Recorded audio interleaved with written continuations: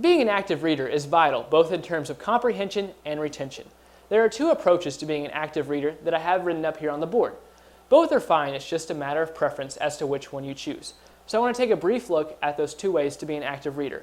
And the first approach, you start off by surveying.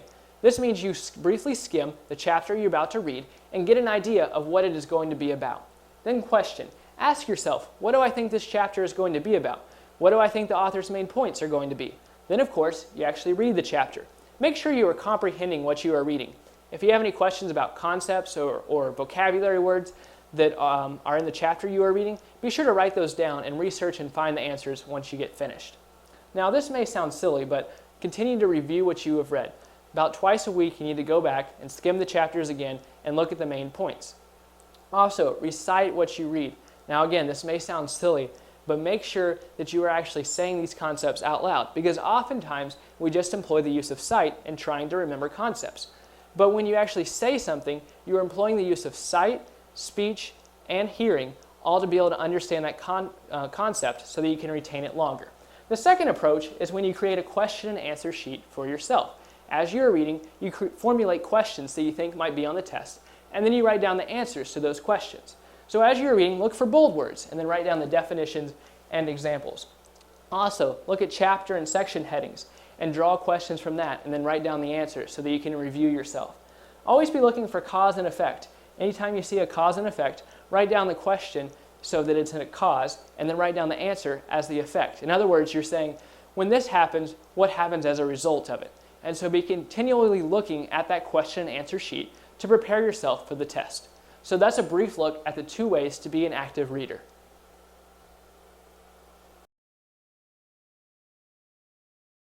Historical context. Historical context can impact literature in a number of ways. The author's writing can be impacted by the historical period during which it was written, or the historical setting of the story. For instance, when Charles Dickens was writing, he was writing during a period where authors were paid by the word, which meant that his novels were very, very long. And that was the result of the time period during which his work was written. He was writing long novels because he knew he would get paid more for every word that he wrote. Dialect is something else you can pay attention to. The dialect could be what the author is used to using in his everyday life, or the dialect could be more related to the historical setting of the story. So dialect is something you want to pay attention to and ask yourself, is this the dialect used during the setting, or is this more of just the author using his own personal dialect that he's used to? Another thing to pay attention to with historical setting is major events that are going on. You want to be familiar with the time period during which a story is set so you can have a better understanding of it. So, one example is the Civil War. During the Civil War, slavery was the normal thing in the South. And whenever the Civil War is over, lots of slaves, or people that used to be slaves, wanted to tell their story. And so what came about were slave narratives. And these painted a picture of what slave life was actually like during that time. It was an actual account from that time period, and it kind of also told the relationship between slaves and slaveholders. So that source of writing is very valuable, and it's become one of the most important literary genres for African American writers. Today, people may still write from that perspective in that time period, but the actual slave narratives that gave first-hand accounts were very important. Another thing to pay attention to with Civil War writing, slave narratives, anything from that time period are the themes. A lot of times you'll see themes of power, race, inequality. Because when slavery ended, it was because people were saying, your skin color doesn't make you more or less of a person, or a better or worse person. Everyone's equal. And while equal rights didn't come about till later, it started that theme of equality around the Civil War time. Another major event that's common is World War II. There are countless novels based around World War II events, whether it's based in Nazi Germany, whether it's based in America, as people are dealing with what was going on here. But one of the biggest things that you'll see is the topic of genocide, destroying a whole race. So your Jewish Nazi relations, you're going to see a lot of. Anne Frank, very, very popular book, one that most people are going to know about, was based on this. And if you know the World War II era, then you know what to expect when you're reading. You know that the Nazis are trying to take over most of Europe. You know that the Jews are being persecuted, and you've already got that bit of background knowledge before you even read the rest of the book. And with World War II novels, you're again going to see themes of race, power, and democracy, because in the end, people were going to say that having a government where some totalitarian dictator took over everything wasn't the best way to be. And you're going to see people highlighting the pros of democracy. So whenever you're reading, really pay attention to the historical context of the story, because the historical period during which it was written is always going to have an impact, and the historical setting is going to be very important for you to understand, so that you can understand why the author gave the character certain motivations and why the author carried out the plot as they did. Inductive and deductive reasoning. Inductive reasoning starts with facts and details and moves to a general conclusion. So it lists different details, different examples, and moves to a general conclusion or helps you come to a certain conclusion. Now, inductive reasoning is probabilistic, which means that it's based on probability.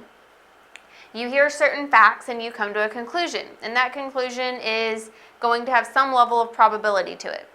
Now, these conclusions can be strong or weak, and they can be proved false. You could come up with a conclusion that doesn't actually happen. It's not something that's true. But based on the examples you were given or the facts you were given, the conclusion makes sense, even if it's not true. And that's how inductive reasoning works. So let's look at some examples. We have seen 30 white swans, therefore all swans are white. Well, based on the 30 examples that we've seen, this statement makes sense. This conclusion that we drew using inductive reasoning based on our 30 examples would make sense. But is it true? No, not all swans are white. You've got other colors. So this isn't a true thing. This is a false conclusion. But we did use inductive reasoning to get there, basing our conclusion on our examples. Let's look at the next one. Basketball players are tall. John is a basketball player. John must be tall. Well, we don't actually know John, so we're not sure about this one. It's very probable, so this one would be a stronger conclusion than our one about the white swans, but we don't know John. John could be short. John could just be really good at making goals. That doesn't mean that he is going to be a tall person. So it's probable, it's a stronger conclusion, but we don't know for sure. We just use inductive reasoning, knowing that basketball players are generally tall, and knowing that John is a basketball player, to figure out that John is probably tall. This is called bottom-up logic. We start at the bottom with our examples and we build on those facts, details, examples to come to a conclusion. So bottom up to the top to build our conclusion. Next, let's talk about deductive reasoning. Deductive reasoning starts with a conclusion and then explains the facts, details, and examples that support it. So you start with one basic conclusion, one basic statement, and then give facts and details that can support it or that are examples of that statement. This one links premises with conclusions. So you come up with a certain premise and it's linked to your conclusion that you started with. If all premises are true and clear, then the conclusion must also be true. So you start with this one. All dogs are mammals. Okay. All mammals have hearts. Okay. So based on the fact that all dogs are mammals and all mammals have hearts, all dogs must have hearts. So you've got dogs are mammals and mammals have hearts, which means that dogs must have hearts since they are mammals and all mammals have hearts. This is a true conclusion, and that's because all the premises are true. So if all premises are true and clear, then the conclusion must also be true. So on this one, we have true, all dogs are mammals. True, all mammals have hearts. So it's true that all dogs must have hearts. And this one is a true conclusion based on deductive reasoning. Now let's look at example 2. All birds can fly. An ostrich is a bird. All ostriches can fly. So we use the fact that we know all birds can fly and an ostrich is a bird to tell us that an ostrich must be able to fly. So let's look at each of those statements. All birds can fly. Well, that one is false. There are actually about 40 different species of birds that can't fly or are called flightless birds. An ostrich is a bird. Well, that one's true. All ostriches can fly. That one is false. Ostriches are a species of flightless birds. So, since the first sentence was false, the second sentence, our conclusion ended up being false. And that may not always be the case, but whenever you don't have all your premises leading up to your conclusion true, your conclusion might not be true either. Now, we did use deductive reasoning to get there. So even though this is a false conclusion, we were basing it on the information we were given, on the conclusions that were given to us. We came up with this example of an ostrich, and it just wasn't correct. It wasn't true. So over here we had false conclusion, possibly false conclusion, true conclusion, and false conclusion. So using inductive and deductive reasoning is not going to be 100% accurate, but it is going to give you different ways to reason out information you have and try to make a conclusion based on one of these kind of logics. And deductive reasoning is also called top-down logic because you start with known conclusions and work your way to specific examples at the bottom. So you start at the top, known conclusion, work your way down to the bottom to specific examples. So whenever you are trying to figure out a problem or figure out how to connect information that you have, you can use inductive reasoning and deductive reasoning, and just make sure that you are paying attention to whether you have facts and details to start with that you can base a conclusion on, or whether you've got broader conclusions that you're going to be coming up with examples for. And remember that they won't always be true.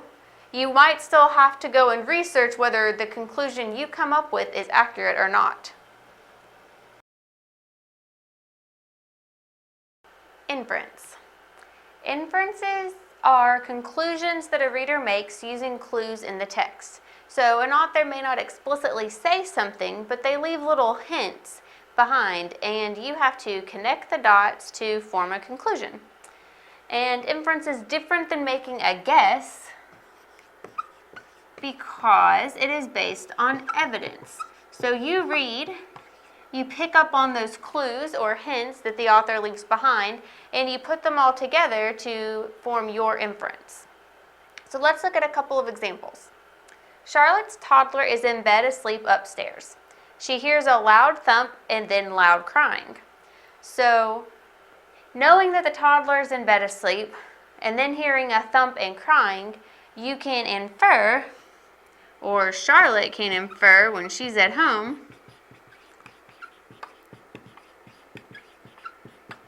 that her toddler fell out of bed.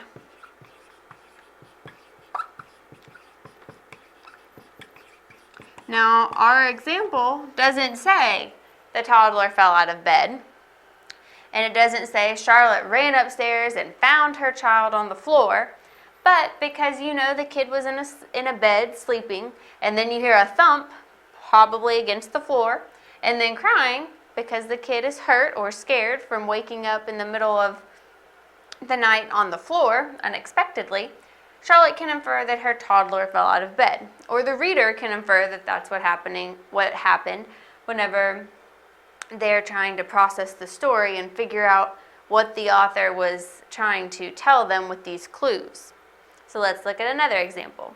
Nolan sees cookie crumbs on the floor and chocolate around his son's mouth. So cookie crumbs on the floor, chocolate around his mouth is going to tell you that Nolan's son got into the cookie jar. And it may not be the cookie jar, it may be that he got into a pack of cookies, but you don't really know the rest of that. You just know that if there are cookie crumbs on the floor and chocolate around his son's mouth, that the kid got into cookies somehow. So you can infer he got into a cookie jar or a pack of cookies without the author explicitly saying that to you. And that's all it is. That's all inference is.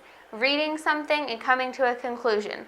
A lot of the times it's really obvious things. If you see a lady come into a store and she's dripping wet and it's raining outside, you can infer that she doesn't have an umbrella. So some things are just common sense. They come to you. You don't even realize you're making an inference. But in the end, an inference is just a conclusion that a reader makes based on evidence.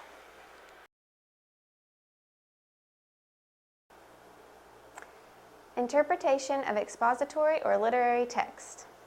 Well, to determine what your interpretation of a work is going to be, first let's refresh ourselves on what expository and literary text are. Expository writing is going to be something that informs, explains, or describes. It's going to be very cut and dry. There's not a plot. It's basically there to explain something to you, tell you how to do something, give instructions. A science research paper would be an example. Baking instructions for baking a cake. Anything like that would be expository. So what you want to do is outline the basic elements of that paper, and then you want to evaluate their effectiveness. This is how you are going to give your interpretation. Once you outline the basic elements of the research paper or the recipe, then you can evaluate their effectiveness. Did you learn what you were supposed to learn from the research paper? Are you now able to bake a cake following those directions? Very cut and dry. Literary is a little bit different. Literary works are going to be your narratives, essays, works of fiction. These are going to have a plot. There's going to be more that you will have to go through, and because there will be so much more to the literary works, you want to focus on just one aspect to give your interpretation. You don't want to try to cover all of the elements because that would be too much and you wouldn't really get to put your personal interpretation on all of the different aspects of that work. So, some aspects you could choose from are the topic of the story, major characters in the story, major events, the setting, structure, point of view, use of language, or tone. Any of these would work. Pick one, focus on that one, and what you're going to do is explained here.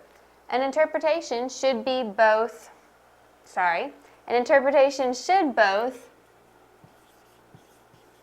describe the text and elaborate upon it. So, say we were to choose major characters. You would want to describe what's in the text and elaborate upon it. And I've put that into a few steps here for you. So, to describe the text, introduce the major characters. in your interpretation, describe the major characters. What do they look like? What are their attitudes? How has the author described them in the text? Then, explain how the author portrays them.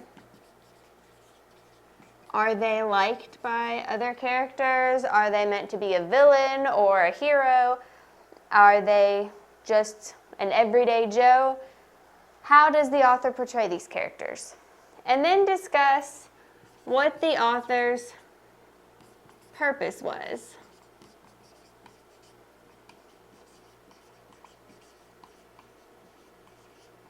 Why did the author portray them that way? What did the author want to get across to readers?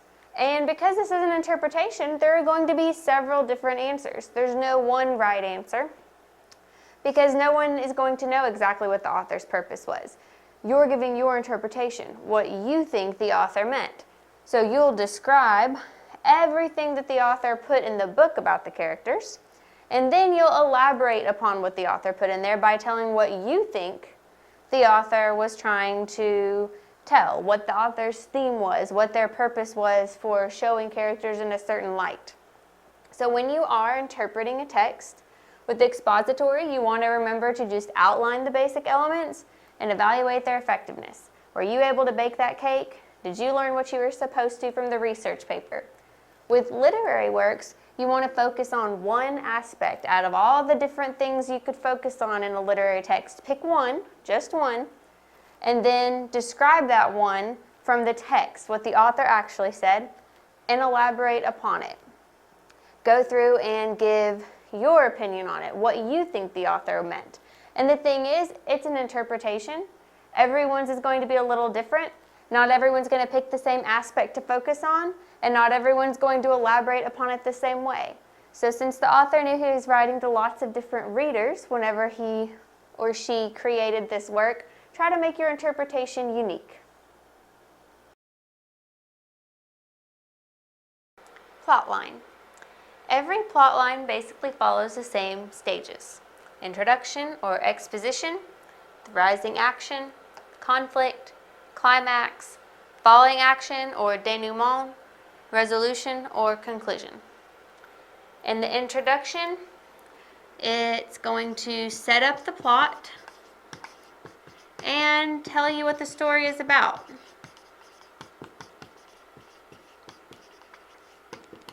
It's at the very beginning, and it's just there to kind of get everything set up.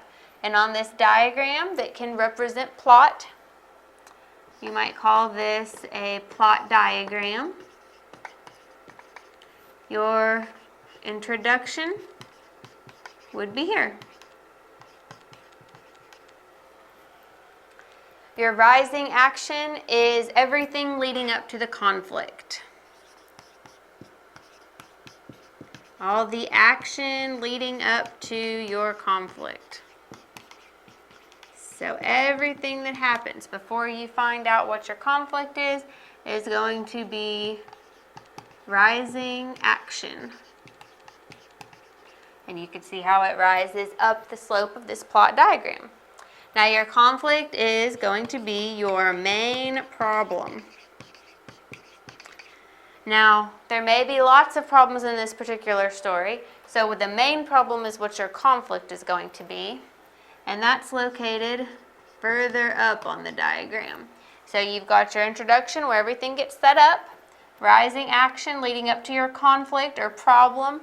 That's the point in the plot where you find out what the main problem is going to be. The climax is going to be that very important part where the conflict kind of comes to a head. All the trouble comes to a head. It's the peak of the conflict. If there were people that didn't know about this problem, the climax is when everyone finally finds out. So the climax is up here at the top. It's when all that action that's been building up and rising finally comes to a head, it comes to the top, and after that your story starts resolving itself. So with your falling action, it's going to be what comes after the conflict.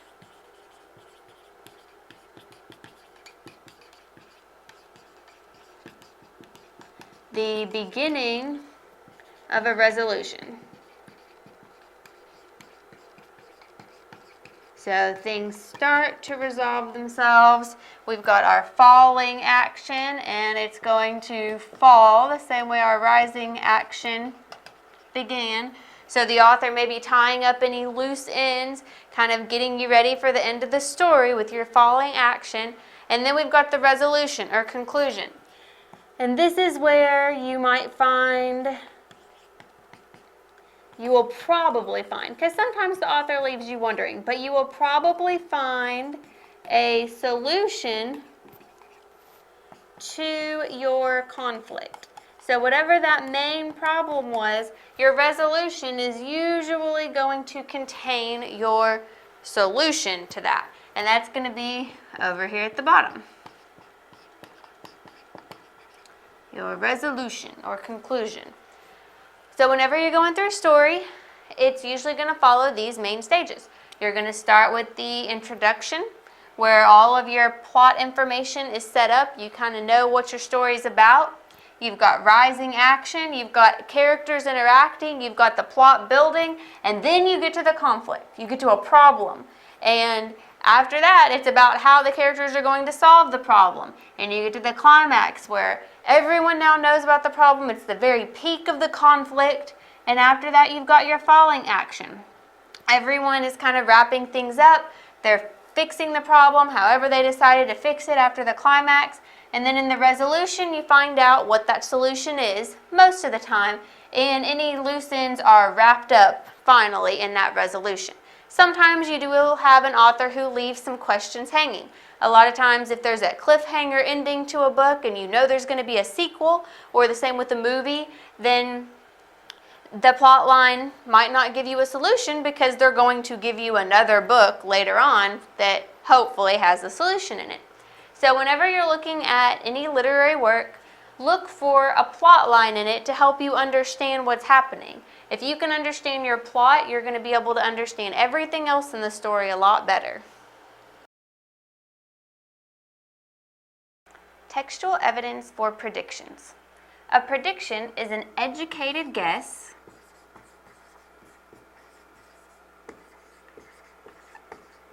about what will come later in a text. Now, your predictions can be about an event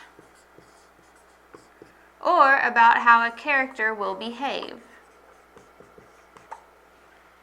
But any prediction you make must be based on information in the text or based on knowledge about literature in general. For instance, if you've seen how a character has acted in a story so far, you can make a prediction about his future actions. And with your knowledge about literature, you know the basic layout of a mystery novel, so you might be able to predict who did something in a story or how the story is going to end up based on your general knowledge of literature. And the more you read, the more your general knowledge about literature is going to increase, so you may be able to make more predictions the more you read. Now, one specific way that you might find textual support for prediction is with foreshadowing. And foreshadowing is when the author hints at something that will occur later in the plot. So sometimes it's subtle. Sometimes the author doesn't say exactly what will happen. It may mention storm clouds on the horizon, and the storm clouds could equal danger or something bad happening. So if you have a character who is going through a tough time and then they see storm clouds on the horizon, or someone mentions a storm might be coming, then that may be the author's way of hinting that something bad is coming or danger is approaching. However, sometimes foreshadowing could be more direct, as in Romeo and Juliet. They talk about how they would rather die than live without one another. And that was William Shakespeare's way of hinting that in the end, when they thought that they might live without one another, they did end up killing themselves rather than live without the other one. Sometimes foreshadowing comes in the form of a fortune teller. There are a lot of stories that include a fortune teller or someone that happens to tell someone's fortune or tell their future, even without being labeled a fortune teller. And they'll say exactly what's going to happen, and then later on, that's how the plot unfolds. Now, sometimes the author will throw in what's called a red herring. And that's when they tell you what's going to happen, but it doesn't really happen. So, when a hint or prediction by the author does not actually happen.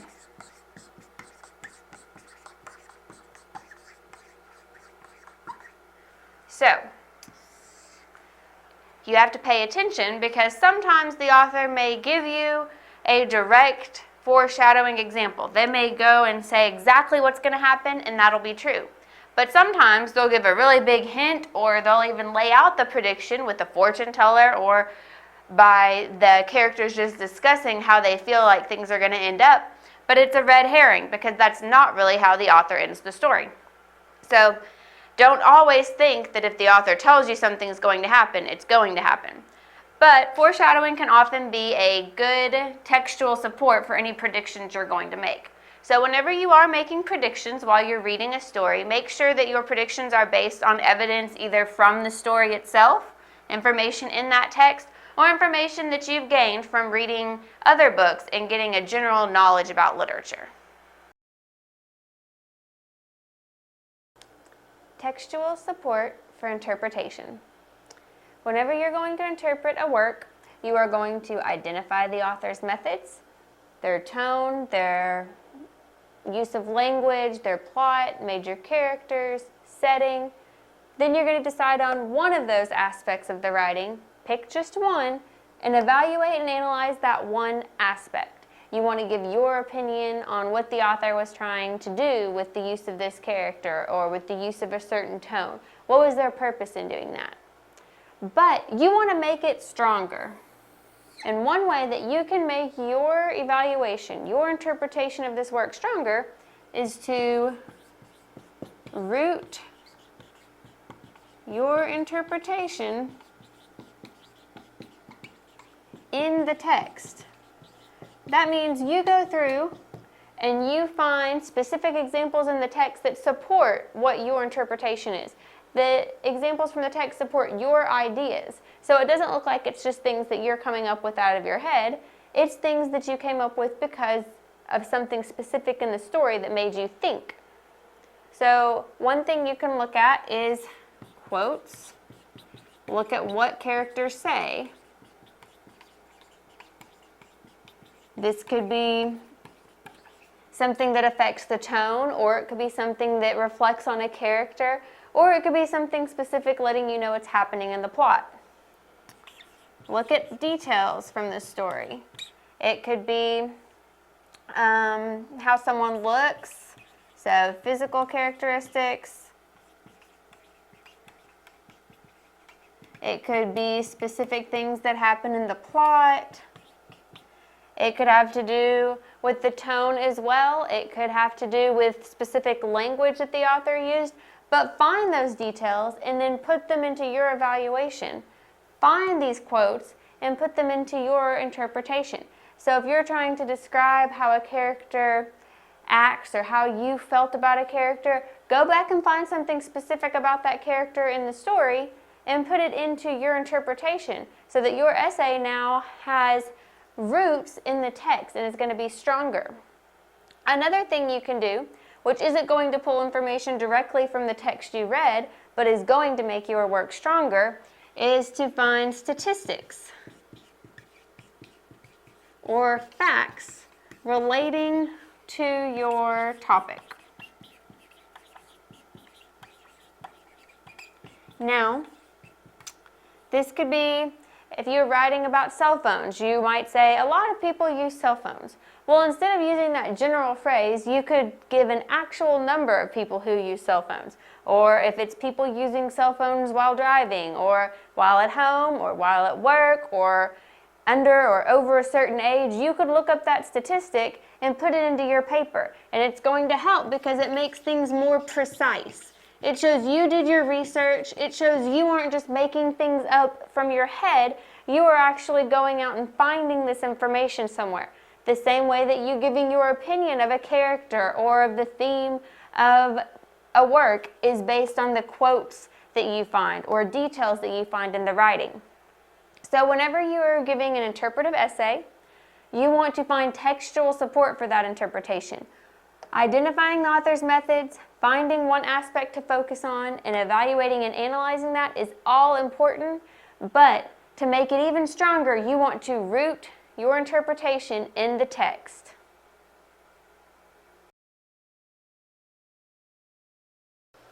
Theme.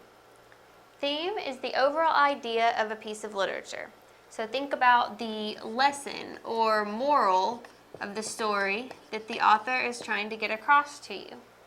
One thing to remember is do not confuse theme with plot. Plot is what the characters do. It's the action of the story.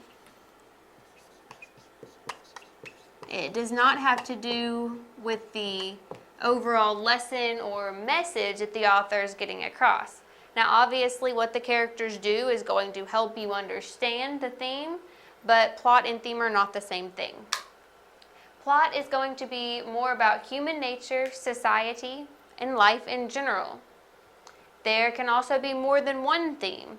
The author may have one overall message, but there may be a few messages in there, or you may be able to find more than one theme besides the main controlling theme of the story. Some questions to ask yourself are, what is the lesson or message? And some common themes are, man struggles against society, man struggles against nature, overcoming adversity, the importance of family and friendship, man struggles with faith, sacrifices bring rewards, and honesty is the best policy. So for all of these, I want us to look at the story of the tortoise and the hare from Aesop's Fables. And this shows you that there can definitely be more than one theme for one story. Now, all of these may not be what Aesop had in mind when he was coming up with this fable, but I was able to see all of these themes in the story. The last one, I couldn't come up with something for, but I've got a good one for that as well. So, man struggles against society. You've got this tortoise who feels like he's going to keep going and he's going to try to win the race, but all of society is against him and saying, oh, that hare has got you beat. He's way faster than you. I don't know why you think you're fast enough to beat him. So I'm sure that tortoise was struggling against society's views of him. Another one would be man struggle against nature. The tortoise is struggling against the nature of his self, how he's made. He's obviously not going to be as fast as the hare. He's going to have to go up hills. He's going to be fighting against the very nature of his self, where the hare is made to go much faster. Overcoming adversity. Just simply winning the race, the tortoise ended up winning even though no one expected him to do it. Even though people were probably telling him, oh, you can't do that. The hare's always going to beat you. The importance of family and friendship. Now, I've talked a lot about society, telling the tortoise he couldn't do this, but I'd like to think that the tortoise had some family and friends on his side that were urging him on, that helped him feel like he could actually go through and win this race. Man struggles with faith. The tortoise had to have faith in himself. The hare was very, very cocky. He felt like he had this race won, so much so that he went and took a nap, where the tortoise didn't do that. He had faith in himself and knew that he could do this if he just kept going, if he gave it his all. And then sacrifices bring rewards. The tortoise sacrificed that nap that the hare took, and in the end he won the race because he just kept going. Now, the moral of the story they give you is slow and steady wins the race, but I can see all of these themes in that story. Now, honesty is the best policy. I couldn't really come up with one for, but you can always look at Pinocchio. Pinocchio, every time he told a lie, his nose grew. It was not a good thing. Every time he lied, something bad happened to him. I won't ruin the whole story for you, but everyone knows about the growing nose, which is a sad punishment for someone who is not using honesty. So it's showing you honesty is the best policy. So whenever you're reading a story, you can look at what the characters are doing to figure out what the plot is, but remember the theme is different. The theme is going to be the controlling idea in that piece of literature, and you want to ask yourself, what is the lesson or moral the author is trying to get across to me?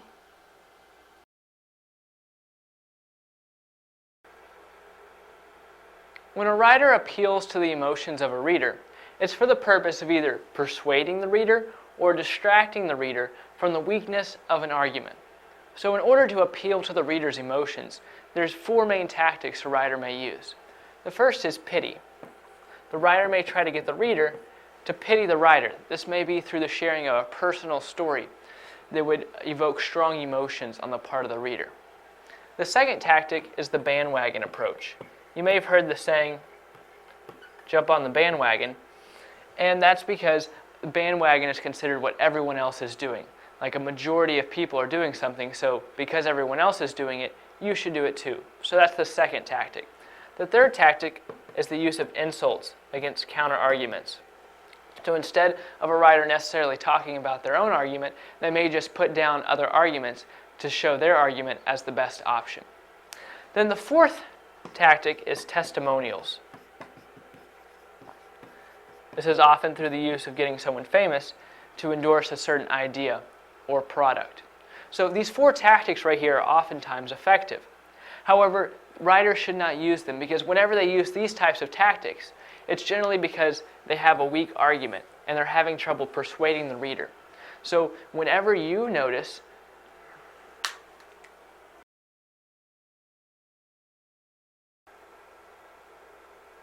noticing an author's position is very vital to understanding a piece of writing, because every writer is going to have a personal bias, or they're going to have a certain position on whatever they're writing about. So the way they portray something in their writing may not be totally accurate. So it's vital that you as a reader understand the author's position so you can better understand their work of writing. So first of all, the author's position is basically their stance on the issue at hand. It's what they believe about the issue they are writing about. So to help you find the author's position, you need to notice several things. Notice each point here starts with the word notice, because to find the author's position, you can't just sit back and have it come to you. You as the reader are going to have to be proactive and notice these things. So first of all, notice personal opinions.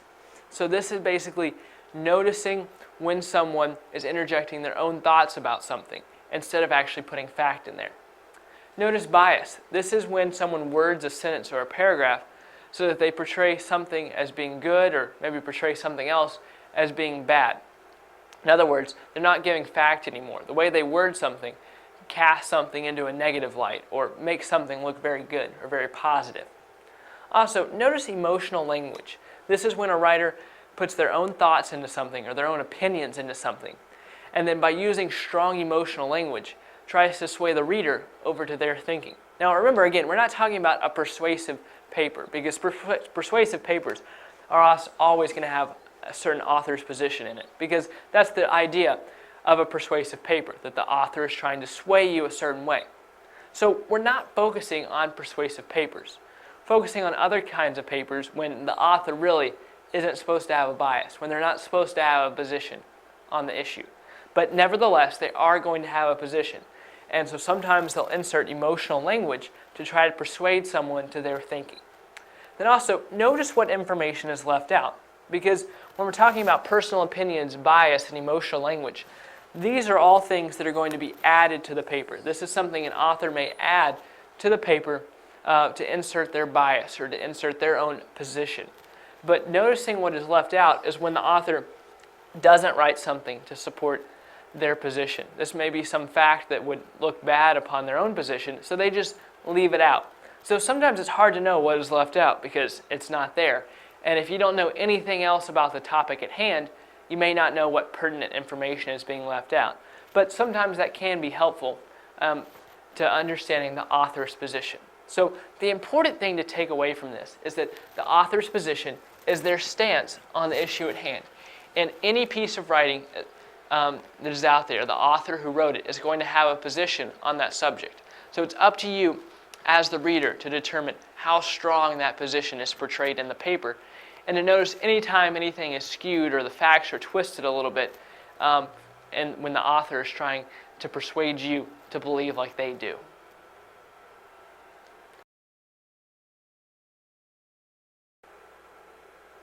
A bias is basically when an author is unfair or inaccurate in his or her presentation of something.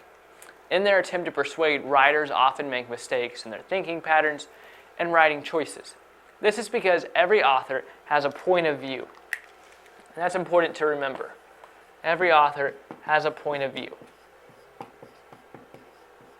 which is basically just the way they look at something, the way they see a certain situation.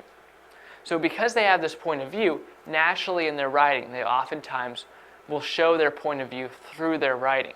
And so that's when a bias comes into play. So it's not necessarily bad for an author to have a point of view. They're just naturally going to have one. But it is a problem when they start to include it in their writing. So that's when a bias comes into play. And so a bias is when someone ignores reasonable counter-arguments or distorts opposing viewpoints. So you as a reader need to be aware when an author is being biased. So look for any clues, like when they only talk about their own arguments for something and don't talk about any opposing ideas. Or when you are aware of another viewpoint and they share the viewpoint, but they don't share it exactly correct. So be aware of those types of things. And then once you are tipped off once that a writer is being biased, you will know that other times when they present opinions, that those opinions may also be biased.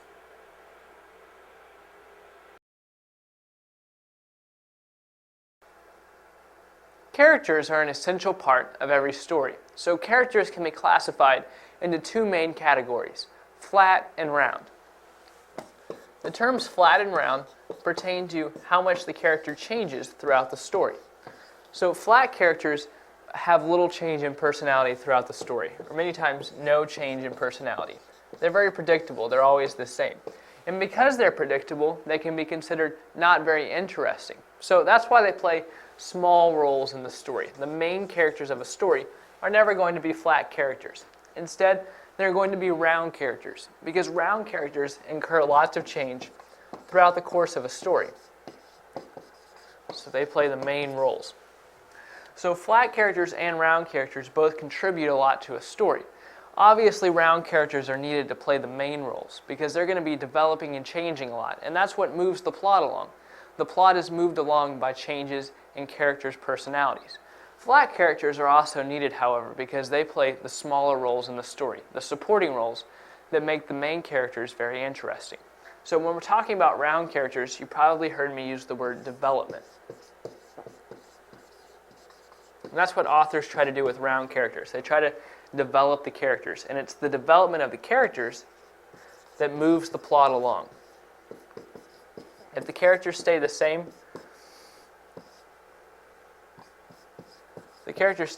throughout the entire story, then the plot's not very interesting because the plot's not going to progress very much. So round characters are essential to moving the plot along.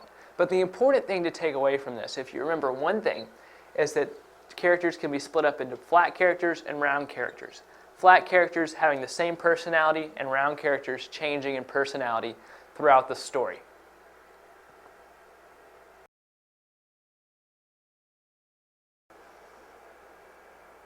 You, as the reader, should always be drawing conclusions. So I'm going to write that point up here on the board. Always be drawing conclusions.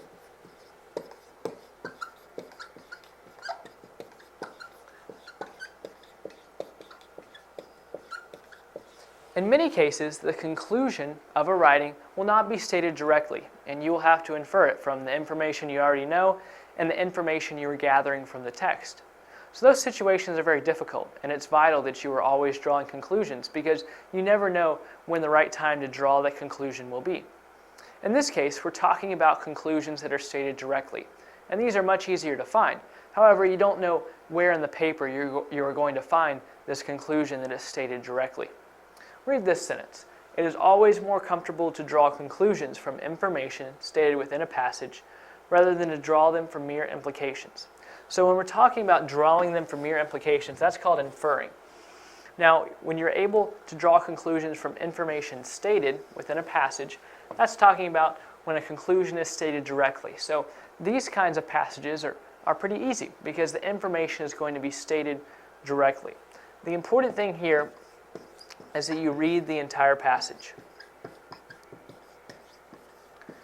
Even though the conclusion is stated directly, you still have to find it. And sometimes there may be another sentence in the passage that looks like the conclusion, and so you may see that sentence and think, okay, this is the conclusion, I found it. But then right after that sentence, the author will then be offering a rebuttal to that proposed conclusion, shutting it down and giving a counter-argument, leading up to the author revealing the best conclusion. So it's important that you read the entire passage so that you can be sure that the conclusion you find is the same one the author intended for you to find.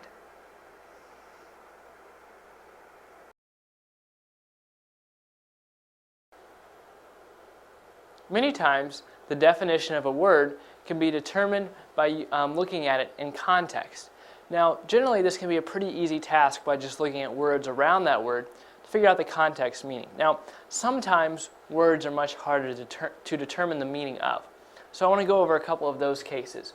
Take this sentence, for example. Frank's admonition rang in her ears as she climbed the mountain. Now, say you have no idea what admonition means. The best thing to do is substitution. Take other words that you think would fit in this sentence and see if they make sense. So the words vow, promise, advice, complaint, or compliment all make sense in this sentence. Like you could substitute advice for admonition.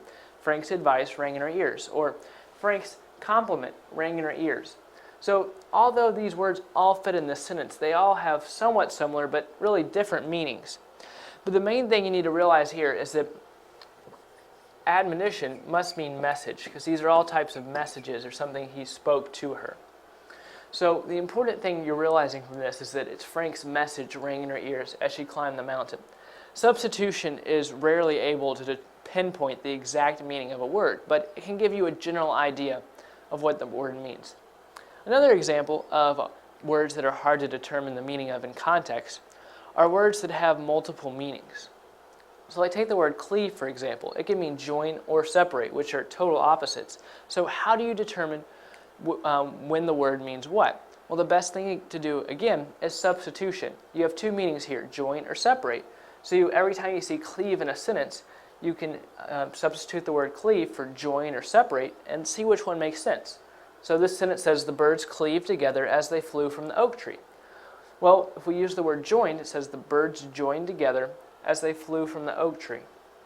But if you put the birds separated together as they flew from the oak tree, that wouldn't make sense. The reason being is because of the word together. Together means joined or near each other. So join must be the meaning of cleave in this sentence. This next sentence says Jim's knife cleaved the bread cleanly. So if we use the word joined, it really wouldn't make sense, because why would you use a knife to join something? Everyone knows that a knife is used to cut something.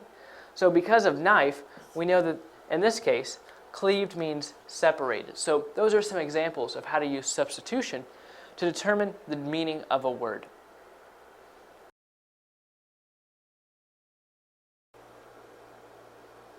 When defining words found in a text, often words have a definition that is more than the dictionary definition. So we can say that words have two definitions, a denotative meaning and a connotative meaning. The denotative meaning is the literal meaning of the word. So basically, if you were wondering what the word meant and it's the denotative meaning, then you could just look up the word in a dictionary, and the dictionary definition would describe the meaning of that word. However, the connotative meaning of the word also involves the emotional reaction a word may invoke. It depends on the reader's associations they may make with that word. So it goes further than the denotative meaning. And so denotative meanings are generally used in nonfiction works. Whenever in a nonfiction work the writer isn't trying to be flowery or use figurative language, so the actual definition of the word is what the word means in that context. However, in fiction works, the connotative meaning of a word also is often meant.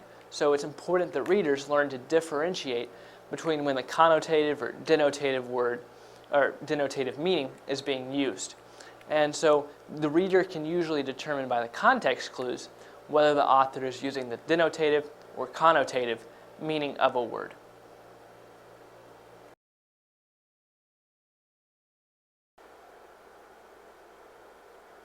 When a reader comes across an unfamiliar word, it's important that they know techniques to understanding the word's definition. One way to determine a word's definition is by looking at the prefix and suffix of the word.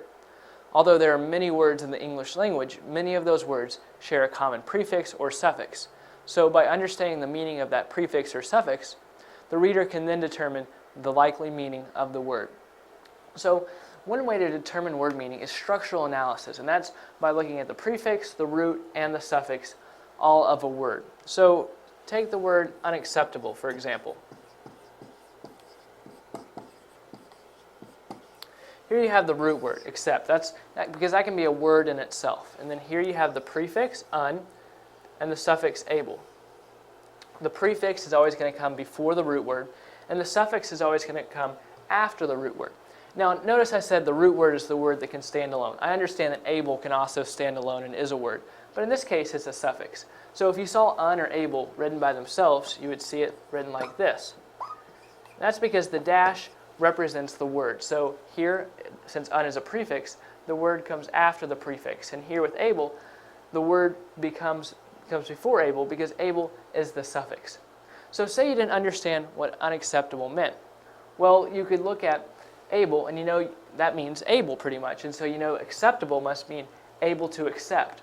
Well, un, you know, means not so from words like unprofessional, because unprofessional means not professional. It means the opposite of.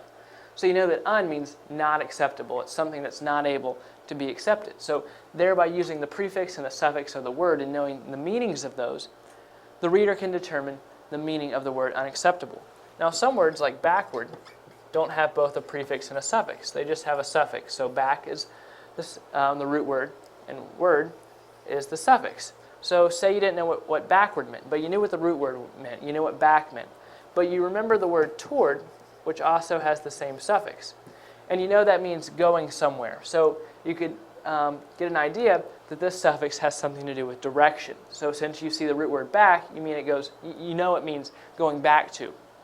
And so that's another example of how to use the prefix or the suffix to determine the meaning of the word. And some words just have a prefix. This word, for example, has a prefix and a suffix, but no root word. Here, bio is a prefix, and ology is also a suffix. And they share that O. And so you could look at this and think, okay, I don't know what this means, but I know I've seen the word bio before and the word biography. Well, that's a book about someone's life. So bio must mean life. And then what does ology mean? Well, I've heard of archaeology, and so that must mean the study of something, because you're studying something. So ology means the study of. So by knowing the prefix and the suffix and what they mean of this word, you can conclude that this word most likely means the study of life. So it's important to understand common prefixes and suffixes so that you can determine the meaning of an unfamiliar word.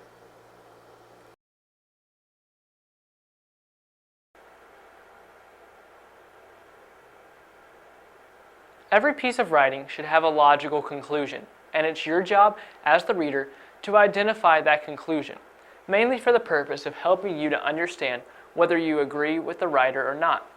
Because you don't want to just read a piece of literature, you want to analyze it. So one step in that process to better understanding it is identifying the conclusion to know whether you agree with the writer or not. So now I want to talk about how to identify that conclusion. So you're going to need to infer a lot, or make an inference. And to infer something just means to take what you already know and combine it with something else to draw a conclusion. So it's pretty self-explanatory. And so what you're going to have to do is you're going to have to combine two things. What you already know with the info or the information found in the text.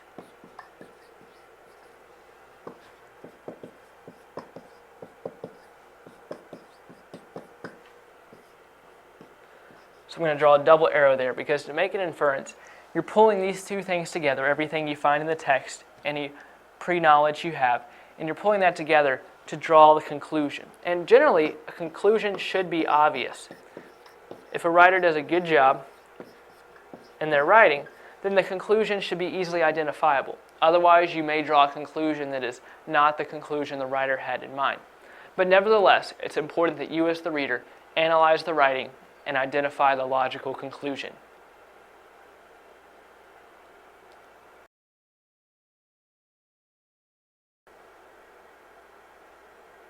A prediction is a guess about what will happen next. So when a reader actively engages in whatever they are reading, they naturally make predictions about what will happen next. And they base these predictions off of what they have read,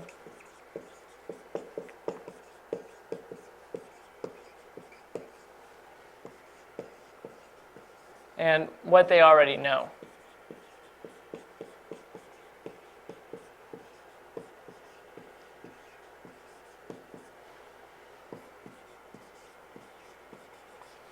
So by taking what they have read and what they already know, a reader can formulate what they think will happen next in the story. So consider this sentence.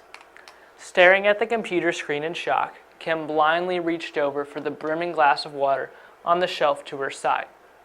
So the reader is naturally going to read this and have an idea of what is going to happen next. And the reader will probably notice the word blindly.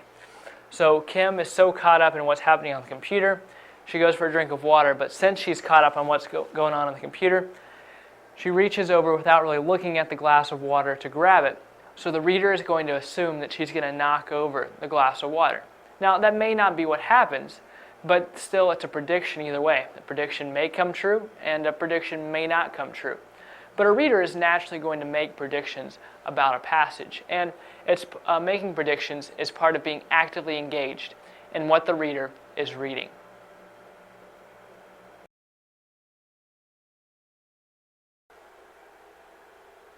The purpose of an author is basically why the writer wrote the paper. It's what motivated them to write something. So there's three basic types of motivations or purposes of an author. They either wrote something to inform, entertain, or persuade. So it's important as a reader to understand the purpose of the author because it helps you better understand the text. So generally, it's pretty easy to determine what type of paper something is. So an informative paper is basically when the reader or the writer is just giving the reader facts about something. They're telling them more about something. A paper that is meant to entertain is generally fiction. It's pretty much any kind of fiction work is meant to entertain. Now occasionally fiction will serve a double purpose of also trying to inform, trying to persuade. But generally when something's meant to entertain, generally means that it's some kind of fiction piece. Then finally, the third type, or the third purpose, is to persuade. And this is actually the hardest type to determine because generally, an author is going to try to hide that they're trying to persuade you. Because when someone knows they're trying to be persuaded, they're going to be wary or skeptical of the arguments that the writer is throwing at them. So a lot of times a writer will try to disguise their persuasive paper as a paper that's meant to inform or a paper that's meant to entertain, but actually it's meant to persuade the reader. So those are the three main types of purposes of an author: to inform, to entertain, or to persuade.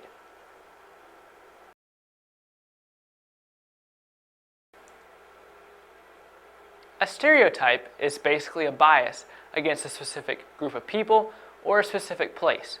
So you as a reader need to be attentive to when someone is using a stereotype. So like I said, a stereotype is a bias against a specific group or place. And stereotypes are generally a generalization. And a generalization is basically where you look at a specific group of people and you take what is true for some of the people and apply it to everyone. Like, take for example, if I said everyone in Nebraska is a corn farmer.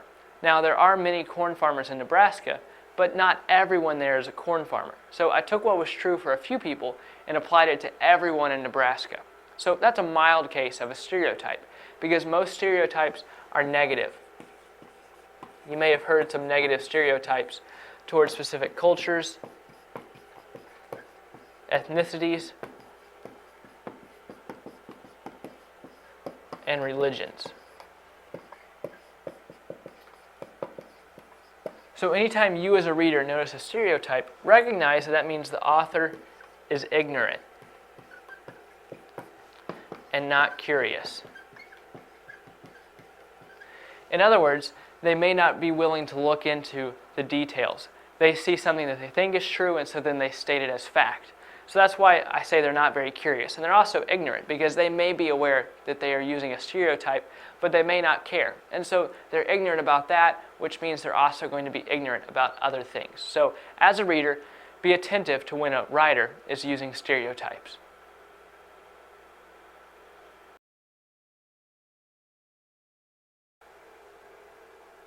Supporting details are very important parts of a paper. It can be said that the topic and main idea of a paper is the most important part. But without supporting details, main ideas and topics are irrelevant. So basically, supporting details reinforce a larger point. So a writer will make a point which may take the form of a topic or a main idea of a paper. So the writer makes that point, and then the writer backs up their point with supporting details. And these details are most often found in informative and persuasive text. And this makes sense, because if the writer is telling you about something, each main point they make, they're also going to need to back up with more points so that the reader can be sure that they are being told accurate information.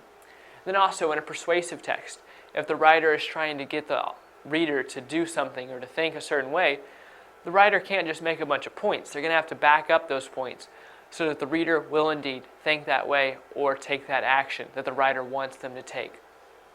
And supporting details are often easy to spot, because the writer will let you know that those details are coming. A lot of times they'll make a main point, and then they'll say something like first, and they'll make us give a supporting detail, and second, and give another supporting detail, and then say finally, and then give the third supporting detail. Or they might say something like, for example, or for instance, and that would tip you off that the next supporting detail is coming along. Supporting details need to be two things. They need to be both factual and relevant. Because if something is totally accurate and factual, but it's not relevant to the main idea, then it's no good. The supporting detail needs to be accurate and needs to relate back to the main idea. And if a supporting detail is very relevant, if it pertains to the main idea, but is not accurate, then again, it's no good, because what good is information that is not true? So the important thing to remember with supporting details is that basically their job is to reinforce a larger point, and they can be most often found in informative and persuasive text. They're often easy to spot because they're preceded by words like first, second, finally, or for instance, or for example. And the most important thing for details to be is both factual and relevant.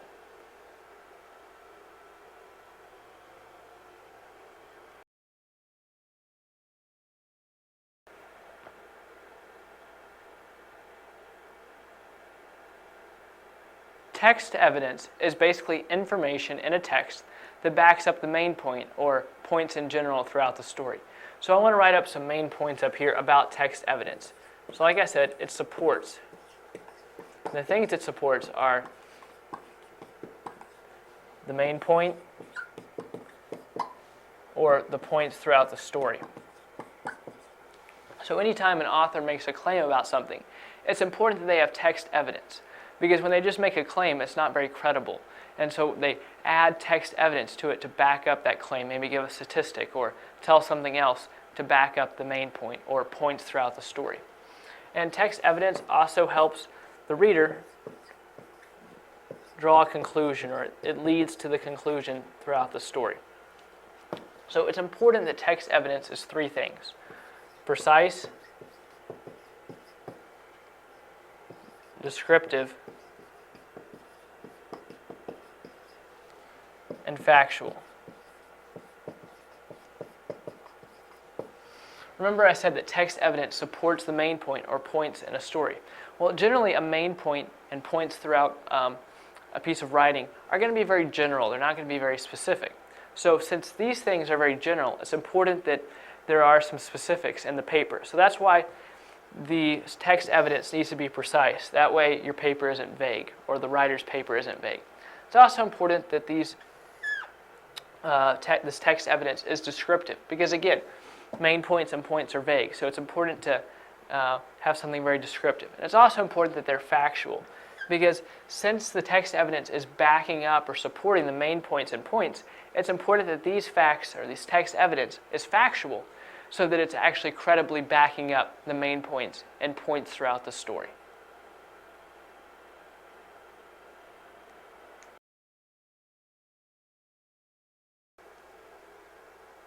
Topics and main ideas are vital parts of a paper, so it's important that you know how to find the topic and main ideas. But first, we need to understand what those are.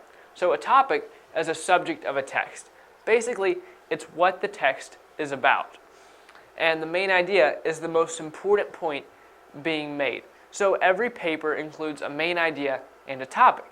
And every paragraph also includes a main idea and a topic.